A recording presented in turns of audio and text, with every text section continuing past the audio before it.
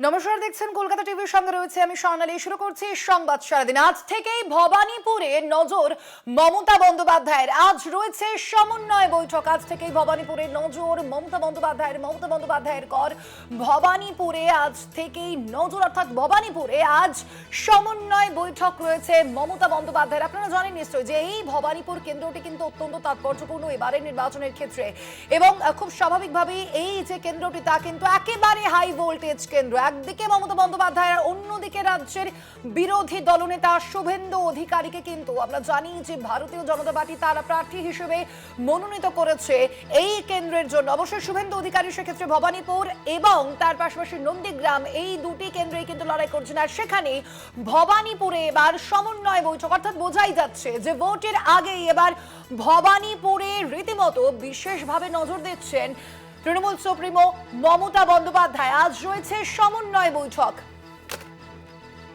আজ সমন্বয় বৈঠক রয়েছে তৃণমূল নেত্রীর ভবানীপুরে মমতার সমন্বয় বৈঠক রয়েছে। অবশ্যই সেক্ষেত্রে দলীয় নেতা কর্মীদের গুরুত্বপূর্ণ বার্তা দিতে পারেন আজ মমতা বন্দ্যোপাধ্যায়, এমনটাই কিন্তু ইতিমধ্যেই মনে করা হচ্ছে। আজ এই যে সমন্বয় বৈঠক তা কিন্তু যথেষ্টই গুরুত্বপূর্ণ এই নির্বাচনী আবহে। বুঝতেই পারছেন ভবানীপুর যে কেন্দ্র, মমতা বন্দ্যোপাধ্যায়ের নিজের যে কেন্দ্র, সেই কেন্দ্রকে এবার গুরুত্বপূর্ণভাবে বিশেষভাবে নজর দিচ্ছেন মমতা বন্দ্যোপাধ্যায়। আমরা এই বিষয়ে কথা বলবো। আমাদের সঙ্গে এই মুহূর্তে ফোন লাইনে রয়েছেন বিশেষ প্রতিনিধি দেবজ্যোতি ঘোষ। দেবজ্যোতি, আজকের এই সমন্বয় বৈঠকে মূলত কারা কারা উপস্থিত থাকছেন বলে জানতে পারা যাচ্ছে? ঠিক কি বার্তা থাকতে পারে আজকের এই বৈঠক থেকে মমতা বন্দ্যোপাধ্যায়ের?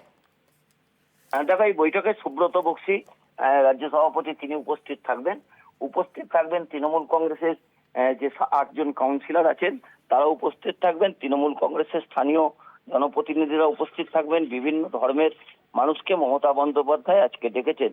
সেখানে শিখ, খ্রিস্টান, মুসলিম থেকে শুরু করে সমস্ত সম্প্রদায়, সনাতন ধর্মের সঙ্গে যারা যুক্ত তাদের সমস্ত ব্যক্তিত্বদের মমতা বন্দ্যোপাধ্যায় ডেকেছেন। মহারাষ্ট্র নিবাস হলে বিকেল 4:30টার সময় এই অনুষ্ঠানটি হবার কথা রয়েছে। এবং মমতা বন্দ্যোপাধ্যায়ের যেহেতু ঠাসা কর্মসূচি রয়েছে, আজকেও হুগলি এবং বর্ধমানে তিনি একাধিক কর্মসূচি করবেন।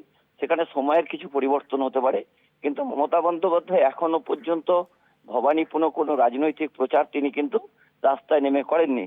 তিনি শুধুমাত্র সমন্বয় বৈঠক করছেন। এর আগে কাউন্সিলরদের সঙ্গে তিনি বৈঠক করেছেন।